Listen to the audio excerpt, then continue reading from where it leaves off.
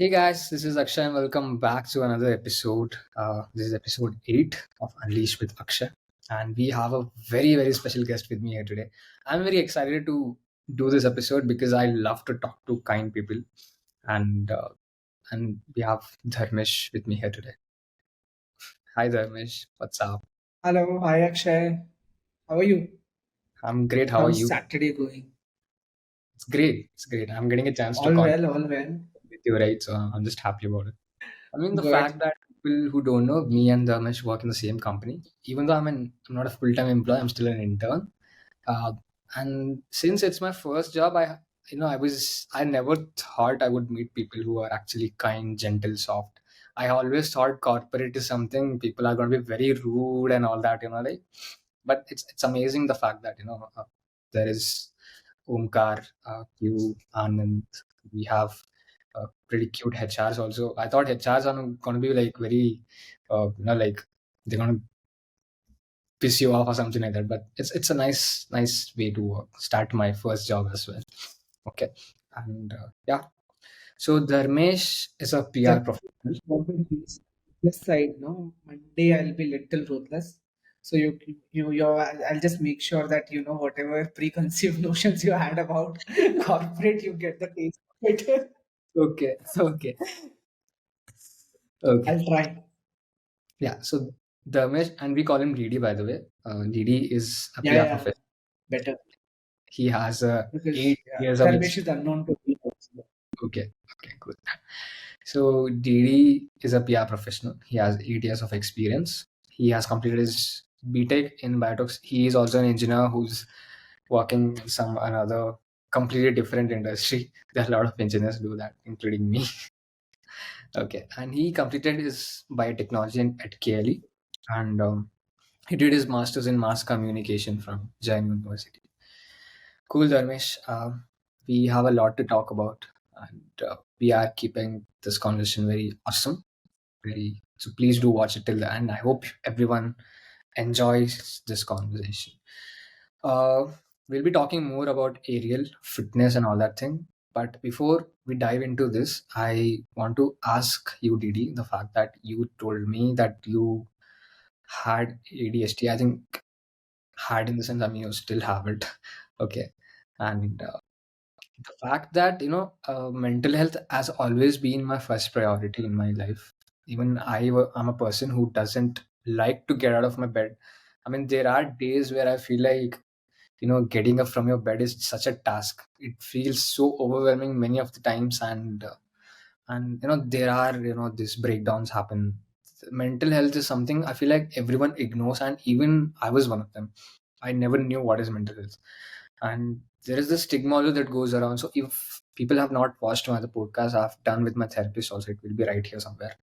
Okay, you can watch. We have discussed in deep conversation with what's the perspective of a therapist, a psychiatrist point of view on mental health and all that stuff.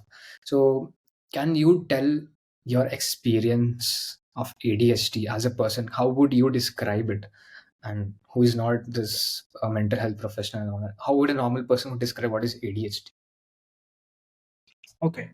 So to start with, let me just first say what exactly ADHD is. So ADHD, the full form of ADHD is attention deficiency hyperactivity disorder. And I did not know there's a condition called this as well. I used to always think this, this is my nature. This is how I am. This is who I am, and I cannot change it. So what happens during like especially I'll just talk about myself. So what happened with me during ADHD or what happens with me during ADHD is number one, as simple as it is, like a attention deficiency hyperactivity disorder. So you know these toddlers, right? Like 1 year, 2 year old kids who just get diverted or their attention gets diverted very soon. So it is just as simple as that, that my attention also gets diverted very soon within a span of a microsecond. I cannot even watch a reel of 15 seconds. I so dearly wish that there is a forward button for the reel also where I can watch reels at 2x, 3x speed. So that is how bad my attention span is. So hyperactivity disorder. So again, how kids are, they are very hyper, they are very active, they just want to keep doing something. because they cannot pay attention on one particular thing and do something. So both of these are like I did not know that it's quite high. I did a couple of seating and we did a couple of tests and all that along with my psychiatrist and my therapist, and that is when I got to know that it's little severe than what it is, and there are many I would say episodes or many patterns which prove that okay, I have ADHD and I'm surviving with it. While many of my friends ask me to get on pills or anything of those sort, but to be very honest, all these things don't help. So it's better to just tame your mind or do anything organic than taking pills, because you cannot take a pill to get attention. Yeah, you cannot take a pill to, maybe you can take a pill to calm down yourself for hyperactivity and all that. I did that for 15 days, but that does not help so much. However, I would say that it is not like this disorder is not doing anything bad to me. Touch wood, till now nothing. I'm all happy with this disorder. I'm like, oh, okay, I'm getting a taste of life wherein I'm doing many things at a time and I am distracted, but I am also way too interested in too many things at a time. So I'm happy that I am not leading a regular life where people are just stuck and doing one or two things max, and I'm doing many things with this because of attention deficiency. Cool. Yeah. Nice. So uh how did you overcome it? Like therapy works, right, for this? Yeah, so I exactly am not overcome yet. So what I went for therapy was because of ADHD, I used to have a lot of anxiety. And I did not know that this is all anxiety. Like you get this breathlessness, you feel little sweaty in the nights, you feel little fidgety and all that. So I did not know all of this is, and gastric also. So I did Mm. not know that all of this is part of, or these are symptoms of anxiety. I just went and spoke to my regular physician, and she told me, okay, everything seems fine. This is nothing to do with the, maybe say about the body, but it is all about the mind. So that is when I went and I spoke to a psychiatrist, a consultant. Firstly, I spoke to a psychiatrist. He suggested me to a therapist. So that is where first I got to know that I have anxiety, and then we got into the root cause of the anxiety, and then I understood that the anxiety is happening because of ADHD. And because of ADHD, I overthink as well. And I don't overthink at one topic. I'll be overthinking about one topic now. In another minute, I'll be overthinking about some other topic. So which leads to a lot of anxiety. So I would not say that I don't overthink now, or I don't that I don't get attention deficit. I do. It is just that now I have understood when I can tame it or when I can control it. So it is more controlled attention deficiency, I would say. So therapy helped me in controlling all these emotions or all these hyperactivity or even attention deficiency per se, and that happened only and only because after therapy. Few of my therapists, like I consulted almost 6 to 7 therapists till now. So they all gave me one or the other activity to do, which involved lot of attention. Like even for that matter, taking a book and coloring something. I cannot do that shit. Like I cannot sit and color a mandala which has like 108 colors and just do one color everywhere. That is how I developed that interest. So I used to at least take like do one coloring at a time or one color at a time, color one area at a time and all that. So that is how I developed, or I went back to being little bit more calmer. And now I am touchwood calmer than what I used to be. And I figured out my channels to take out this entire hyperactivity thing. Like it could be fitness, it could be cooking, or anything of that sort. So I developed these hobbies or these channels where I can remove my hyperactivity part there, and attention deficiency, I'm just coping it up. Nice. So since you're in the corporate for about 8 years, right? And how would you define the fact that there might be struggles related to this anxiety and having a person who has ADHD?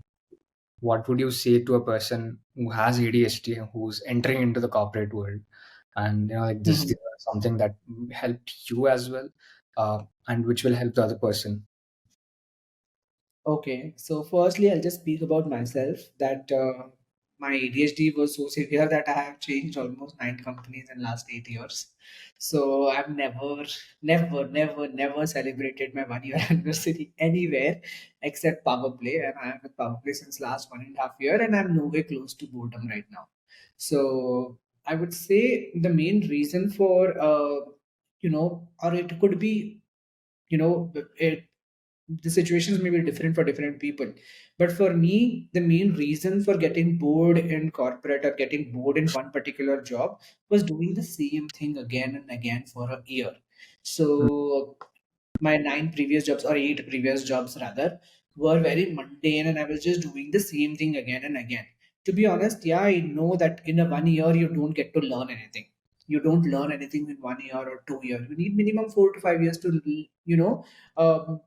doing anything that you are doing to excel or to ace at it. So I would say that I am not a master of anything. I am still, in a learning phase. So, to fellow ADHD, youngsters who are wanting to get into a job and all that, my only and only suggestion, this is from my personal experience, I'll say wear as many hats as possible. Don't just do one thing, because I guarantee you will get bored very soon and you'll feel like quitting. So, for example, in the last previous 8 companies wherever I was working, 7 of them rather, I have had the same mundane work for 1 year. Like I was just doing the PR activity, I was just taking care of the content, or I was just taking care of the media relations bit. But eventually, I got bored because I was doing the same thing I was doing for the multiple clients. I was doing it for the travel sector, I was doing it for the education sector, I was doing it for the real estate sector. But none of it helped me, because at the end of the day, the work was same. At the end of the day, I had to just create content, I had to talk to the journalists, I had to seed stories. The work execution work was same, right? Or I had to just manage teams. So that kind of did not work for me. And when I got into Power Play and another company before Power Play, I made sure that I am having multiple roles and I'm not just doing what I was doing for the last 7 years or 8 years. So no, 8 companies. So hence now at Power Play also I'm taking care of PR. I write copywriting. I help writing blogs. I help writing doing employee engagement activities. I help doing employer branding, and then bit of internal communication and all that as well. So that is what has kept me more hooked, because there are too many things. I don't get overwhelmed of doing too many things at a time, because that is what my brain needs. That I don't have attention, I am very hyper, so that way I just need to, this is just fueling my anxiety more, or this is not anxiety, rather my ADHD more. But I'm happy, because this is what one should be doing. If you are extreme, if you have very extreme case of ADHD, just try and do, maybe say 3 or 4, or fulfill 3 or 4 roles at a time. I will not say take full-fledgedly. Don't do full-fledged. Maybe say write 30 articles a month or something around those lines. But you can just negotiate it to maybe say 15 articles a month, maybe say 20 copies a month, and maybe say one newsletter a month, and do it something around those lines, where you get to taste everything and you don't get bored. So yeah, ADHD is boredom. So kill the boredom. That's all. Okay. So people who are getting into corporate, they need not worry about the fact that it's not going to ruin your life, and there might be a lot of because I feel like corporate is that there is a stereotype. Maybe I don't know if it's true or not. I mean, I'm very Mhm. nervous that it will give you a lot of stress, and people who already have this much of stuff going on into their head, there might be challenges for this person. I mean, had friends who are like very chill all the time, who are like very calm. They're like ready to face anything. But if I see myself, I have a lot of anxiety issues. I have this confidence issues, and I was very scared of like, will I be able to give out my 100% because I have this much of problems already going on. So yeah, I mean, you have been into this for 8 years, and people already love you in the Another company. thing I want to say is, like, whenever you feel like you have ADHD, don't just get into conclusion. Oh, I don't have attention, so I have ADHD. First, go and speak to a therapist. Uh, Clear few tests, And then when they tell you it's a therapist, just don't self-examine yourself. Uh, Go and get it from a certified therapist. And whenever you're switching jobs, make sure that the recruiter or the hiring manager knows that you have ADHD and you would require whatever support is needed. If you require a support which says that I will not be doing only this much, I would require a little bit more on my plate just to keep myself more sane, do so. So, yeah. Nice. Cool. That was nice. That was all about mental health. So now we'll come a bit about to the physical side of your fitness. Uh, you have been doing aerial for about 6 months, right? Yeah, 6 months. doing it for 6 months So, on and off since. so you told me that you have lost a lot of weight since that when you started all of this, and Sorry, sorry. you, I mean, you told me that you have lost a lot of weight, right? Yeah, yeah, I lost almost 20 kgs since last year almost. So, yeah.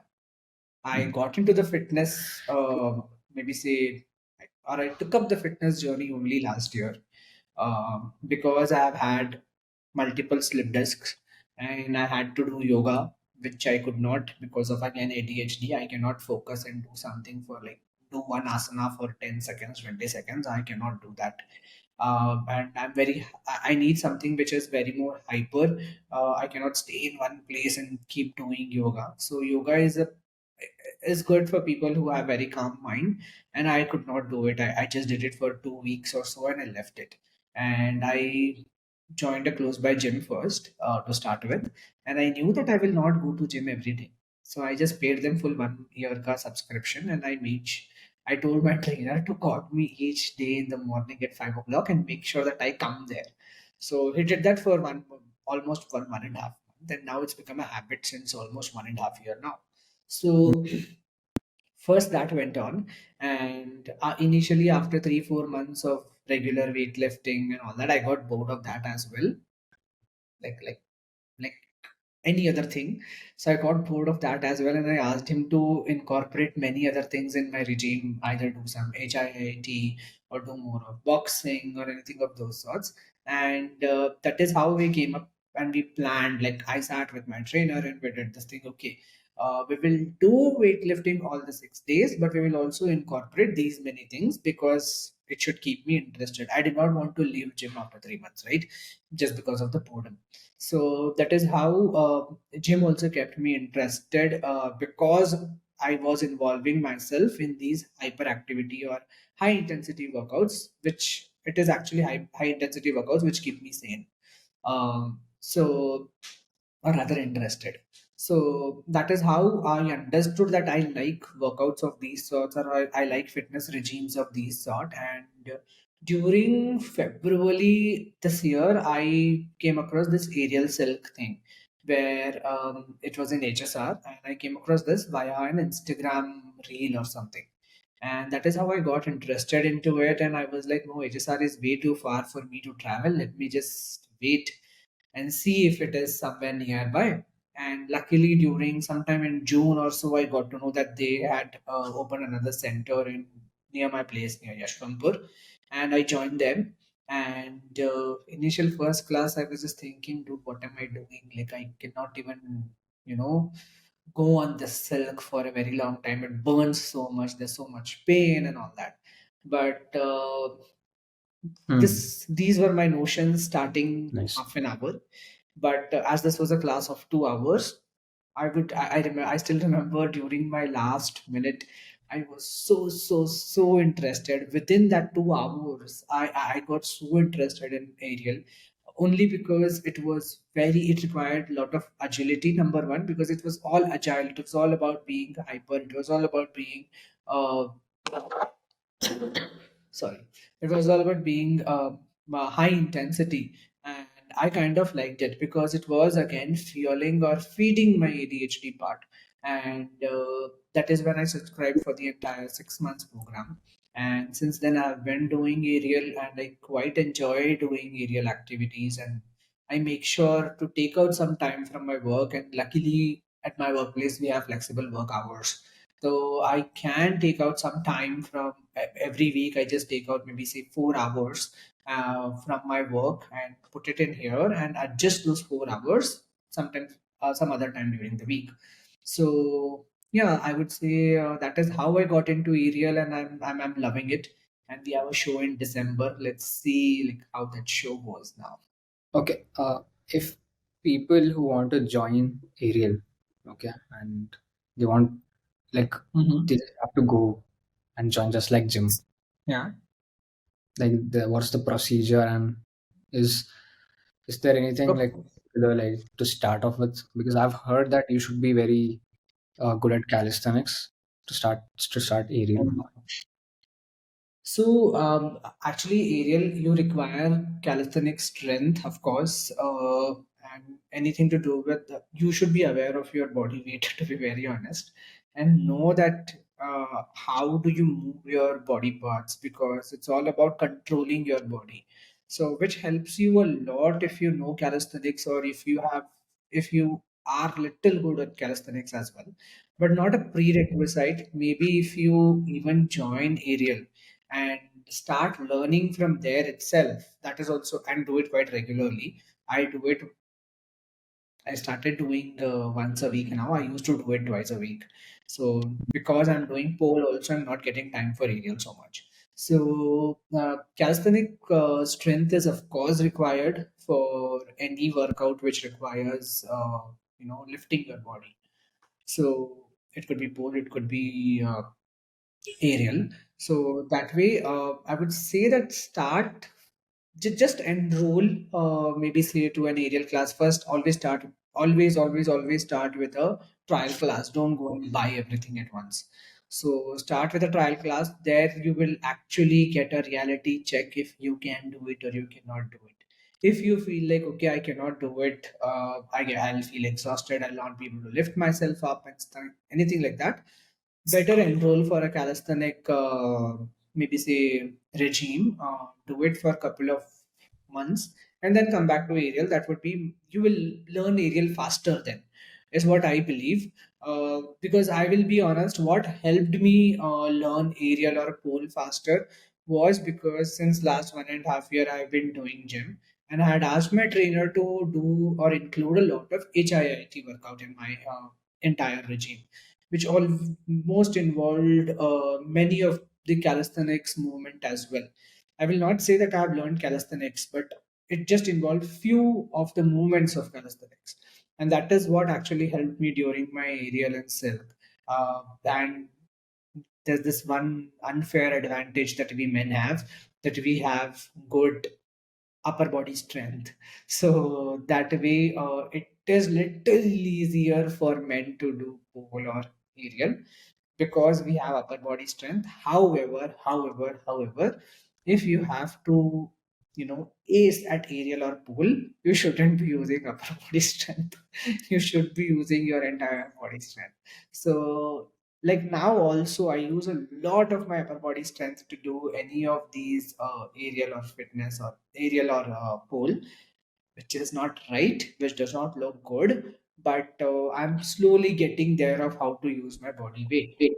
And sorry, I lost you. No, no, no, I didn't say anything. Oh, okay. So hence now actually I'm thinking to enroll myself into proper calisthenics workout so that I do better at pole and better at aerial. This is a long way. I think Okay. hopefully by So, in a year or two, I should be better at these. people who are going to gym, and I mean, people join to gym maybe like, some people, there are gyms which has like 500 rupees per month. Okay, and if I go to my hometown, they used to take 300 rupees as well. I mean, even though they don't have this particular like big machines and all that, they, when it comes to weight training and all that stuff, like, you don't have to invest much when it comes to all of this. Maybe in terms of nutrition, maybe in the proteins and all that, pre-workout and all that. What would you suggest a person who is starting aerial, uh, their investment should look like if they're a beginner? Yeah, so very first thing that anyone should forget that as aerial and pole is expensive. So I'm like, don't have that notion ki, oh, I need to spend so much. You need to. Matlab, it is required because these are different art forms where it requires lot of instructors' time, number one, and a lot of your time as well. So many people that I have spoken to, like people DM me and ask me, oh, where are you learning pole? Where are you learning aerial? What's the cost and all that? And as soon as they say per class cost, they just take a backstep. They're like, no, this is very expensive. How can fitness be so expensive? And I'm like, okay, then just pay your medical bills. I think that is cheaper. So I don't know. So my main thing is, as I said, get into pole or get into aerial. Once you are confident enough, build that particular strength at your gym or at your calisthenics, so you don't even require to go to gym. You can just go to park. Bangalore has so many parks, and many of these parks actually help you build your good upper body strength. So Hmm. develop your upper body strength, which will not require so much of an investment, and then join I would say aerial or pole, only and only if you are serious about learning the art, not about just going and doing time pass. Don't accept rapid weight loss or any sort of weight loss. Don't expect that you will get six pack abs from aerial, from pole. Nothing of that sort is going to happen. And so, like, I want to break that bubble. So, from nutrition point of view, of course, like any other, fitness regime, you require to maintain a good nutrition. So, nutrition is somewhere you will have to invest in a little bit more than when compared to the entire exercise itself. So, like for example, what I do is morning almost 1.5 hour I do weight training. Then week weekly 1 or 2 classes I do for 2 hours. I do aerial, and then for 1.5 hour or so I do pole weekly, like maybe say 1 or 2 classes. So I had made sure that like when fitness got little serious, or when fitness bug caught me last year or bit me last year, I had made sure that I remove some amount from my salary and keep it only for fitness and nutrition, because that is when I understood the importance of being fit. I only understood the importance of being fit last year. So I made sure that I keep some budget, and to be honest, that budget, whichever I had kept last year, was a little surplus. I thought, chalo, itna use ho jayega, but it never got used. So that is when I started using that money for my aerial and pole. And now I don't see it as, oh, it's aerial is an expensive art or pole is an expensive art. Rather, I see it as an investment, because I'm getting to learn something, and this is not gonna go waste per se. Because if you can't do yoga, do aerial. It's much more interesting. Okay, I'm making a controversial statement, but yes. Everyone has their own opinions, right? Okay, so So yeah, one more thing I just wanted to add was relatively, if you want to do like learn calisthenics very professionally per se, I will again suggest one thing: don't just go and join random calisthenic class just to learn, because that is not how you will learn. It always starts with basics. So start with your basics at gym only. Do some upper body workouts, or do some workouts which actually involve your body weight, not lifting, of how you control your body. Just do parallel bars, raise your legs, and see how you can control your body. Once you are good at it, only then go and enroll for these classes. Otherwise, it'll just be waste of money. so one thing I can understand the fact that when you joined fitness and when you it kind of changed your life. So I've always I've seen fitness as something, like uh, not as a weight loss, weight gain thing. I feel like it helps you to think better. And when I Yeah. used to start working out, when I used to do push-ups, I still do push-ups today. And whenever I get time, I go to gym. I'm a person. I do workouts regularly. I'm very much into the fitness. From even I have a huge weight loss to be. Even though I look very fat now, I was even more fatter. Okay, so But I still, the fact that it helps you a lot mentally. I mean, you start to gain confidence, and I'm sure there must be stereotypes when it comes to joining a. Can you share some of it? Yep. Firstly, but just one thing that I wanted to highlight was, as you said rightly, that doing any fitness exercise actually builds a lot of confidence in you. And one thing that one should understand is you do it regularly. Many people just give away in between, especially after 3 or 4 weeks. Oh, it's paining. They'll sleep for 4 days and then go back to gym. No, it does not work like that.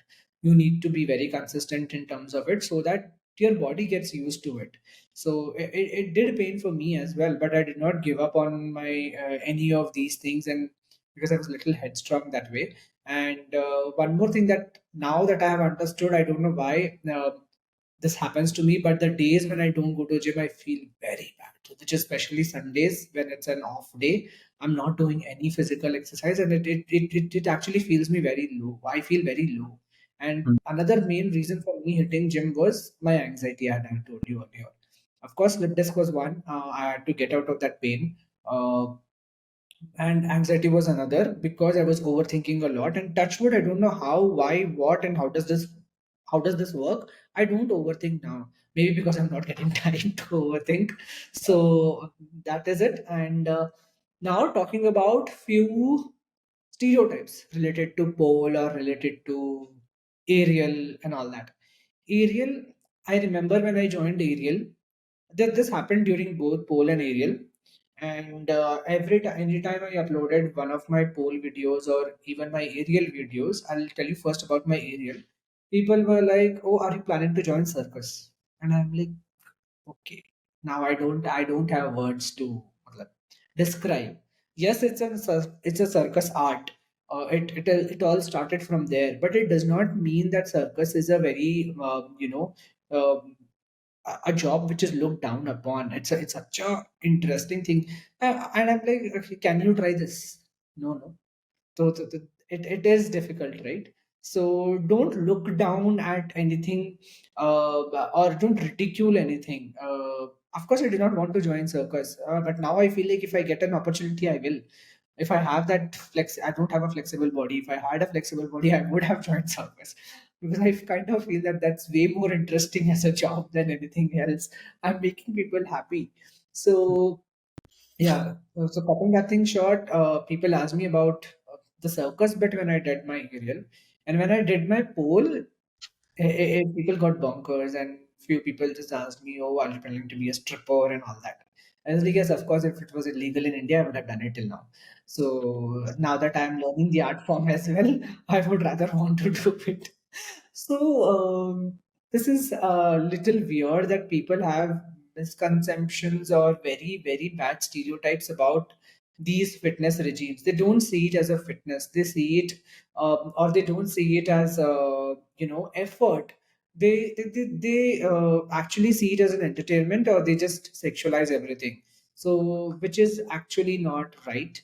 Of course, some of these, like example pole, it might have come from a strip club, or it might have come from a strippers community, but it does not have to stay there, right? It can be a very, after, to be honest, after joining pole, and when somebody told me, do you want to be a stripper, and I'm like, yes, if strippers have to go through so much pain and do so much, then I don't mind being one.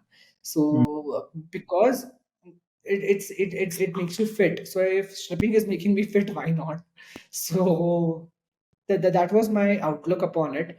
Mm. And yeah, these were two very bad stereotypes which I still feel prevails in India, or anywhere for that matter, because these two art forms never, or these two fitness regimes never got a mainstream lookup, or a mainstream attention from fitness point of view. They were always there for entertainment value only. And even when people, like I see people doing lot of aerial work and all that, and these dance reality shows, and these India's Got Talent and all that, right? They always see it as a circus art only. They don't see the efforts. They're like, yeah, they get stunned when there's a drop or all that. They get scared and all that. Like, they like it from an entertainment value only. But I don't know why. when somebody else goes and does it, they look down upon it. Ki, why are you doing this? So I don't know if it is a jealousy factor or if it is a literacy factor. So I have no clue. Yeah. I mean, what you said is true. I mean, you can't really change someone else's mind that easily. It takes a lot of effort, a lot of time to grow someone, Yeah, especially. now I have come to a, I would say, age where I don't even want to change your mind. Just leave it there. Yeah, Think whatever you may that want to think. You will grow with, you will grow at your pace, and it does not matter. Um, so yeah, that's when now I'm just thinking, now when I start doing calisthenics or do anything, I don't know what new stereotypes am I gonna tell. I'm gonna listen or anything. But one interesting thing that happened with me was, while many of my friends who are well educated, literate, I Mm, got comments from them, which I mentioned, and I was a little surprised to get comments from them. Rather, uh, very of my far off relatives, too many of my close relatives as well, they liked doing what I was doing. And I mm, was surprised. I was taken aback. I was like, you are liking it? Yeah, they're like, of course, we are scared for you. Whenever you do these, we get scared you might fall or anything.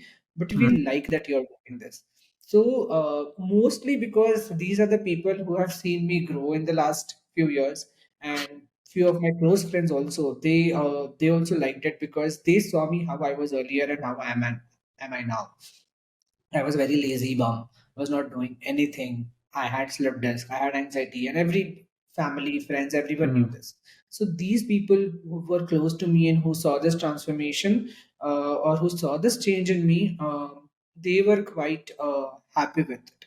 But whereas random people or acquaintances is where I actually got to face some stereotypes from. Internet problem again. Yeah, yeah.